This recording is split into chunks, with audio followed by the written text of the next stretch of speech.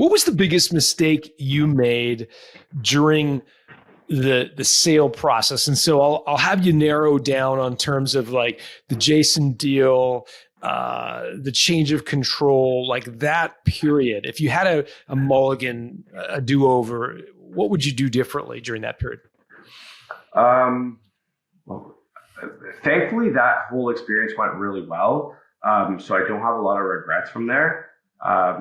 I would say the thing I would do differently with hindsight as experience is I would want to have a conversation with myself to manage my own expectation. Because the one thing that did happen after I did that was unpopular conversation here, but I went through depression because I sold something that defined me, and I didn't have a purpose for a few months or like the better part of a year after I sold it. I would have loved to have given myself advice to like be kinder to myself through and after this process.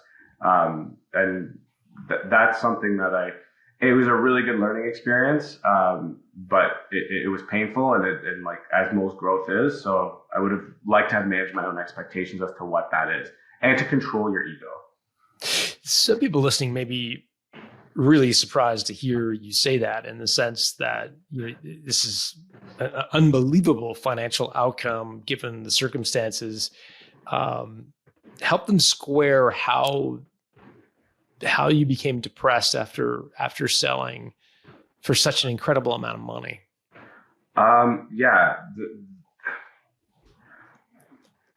In my experience, I've built 3 businesses up to this point in my life. In my experience, for any business to take off successfully financially, or to have any kind of success whatsoever, it takes a piece of you, right? It really does. You really do have to put blood, sweat, and tears. You're not going to phone it in and it's going to become successful. The odds of that happening are next to zero.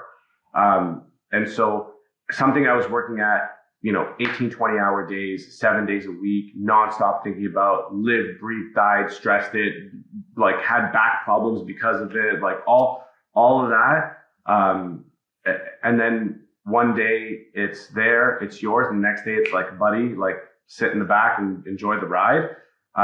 It was a really hard transition for me because you go from a position of power and authority to not. And then you realize, and this was like a very important life lesson for me, is that it wasn't the money that I was chasing. It's like money's a part of it, but it's like money and power and respect and like and a sense of achievement, a sense of accomplishment. So once you give all of that up, and especially because it happened so quickly in our story, I didn't have time to adjust. I didn't have like my advisors didn't even know to tell me like, hey, be prepared for what's coming, right? So that was it wasn't that it wasn't a great result. It was fantastic. It's just I put so much weight on what I thought money would do for me in my life that once I got it, I was like, I still have to live and be a good human and like support my family and be a member of a community. And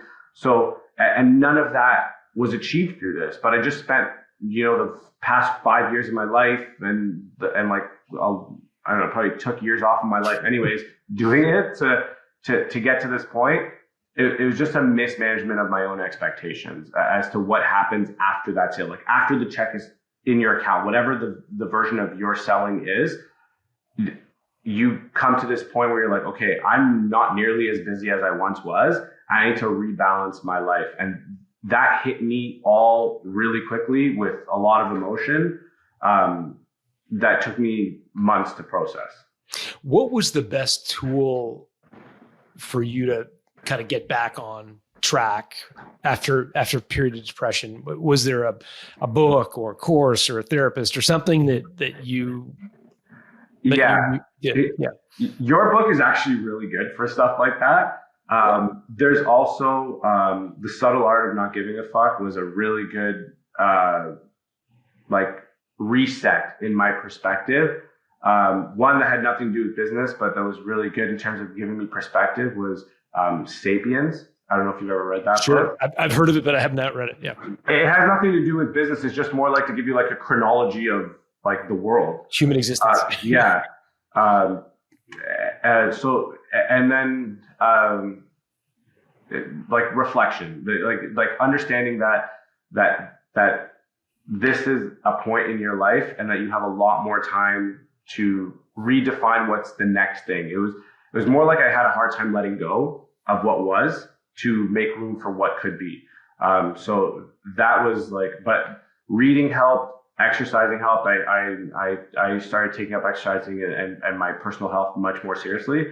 And then having conversations with high value people, people that have gone through things that I've gone through, or that I wanted to learn from, and then finally giving back, like not making it about me. Once you realize that the world doesn't revolve around you, at least for me, it was a very eye-opening experience to accept the fact that if you're in a position where God has blessed you to the point where on like Maslow's hierarchy, you're not like surviving and you're in like self-actualization and like all that stuff.